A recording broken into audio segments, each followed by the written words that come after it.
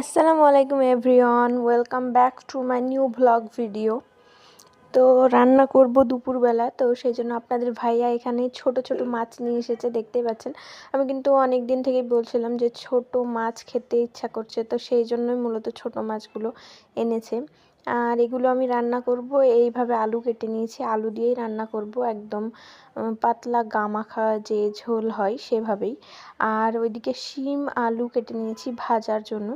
আর তারপরে চলে গেলাম ছাদে, এই ক্যারেটগুলো আনা হয়েছে, এগুলোতে মূলত আমরা বেগুন গাছ, পালং এসব লাগাবো আর কি। তো 3টে বড় বড় ক্যারেট নেওয়া হয়েছে। আর মাটি আমরা আগেই অনেকটা মাটি প্রায় উঠিয়ে রেখেছিলাম ছাদে, তো সেই মাটিতেও হয়নি, আবারও নিয়ে আসতে হয়েছিল নিচে থেকে। তো দুপুরের রান্নায় ছিল শিম আলু ভাজা, ছোট মাছ কিছুটা আমি ভেজে রেখেছিলাম, ভাজা খেতে আমার যেহেতু খুবই ভালো লাগে। তারপরে ছিল মাটির তলায় যে বড় বড় আলুগুলো হয়, এটা মূলত গড় আলু বলা হয় আমাদের এলাকায়, সেটা। আর এই তো আলু আর মাছের যে তরকারিটা করেছিলাম সেগুলো। আর এইদিকে বেগুন গাছগুলো লাগিয়ে দিয়েছি এই ক্যারেটগুলোতে। আমরা 2টো ক্যারেটে 4টে করে 8টা মোট লাগিয়েছি।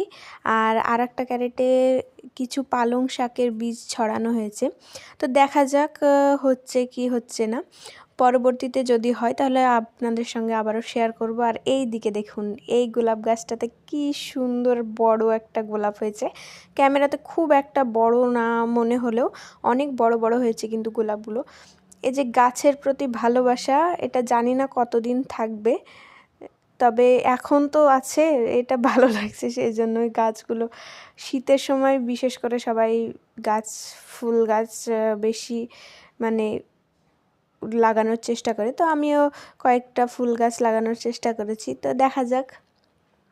মানুষের তো আবার মানে স্বভাব বা চরিত্রে আছে যে কিছুদিন কিছু জিনিস নিয়ে বেশি বাড়াবাড়ি করার পরে আবার সেগুলোকে ভুলে যায়।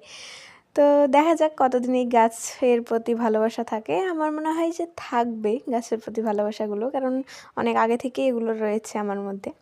তারপরে আপনাদের ভাইয়া গাছগুলোতে একটু পানি দিয়ে দিচ্ছিল, আর আমি একটু ক্যামেরাটা অন করে সেগুলোও রেকর্ড করে নিয়েছিলাম। এই পর্যন্ত আজকের মতো, আল্লাহ হাফেজ।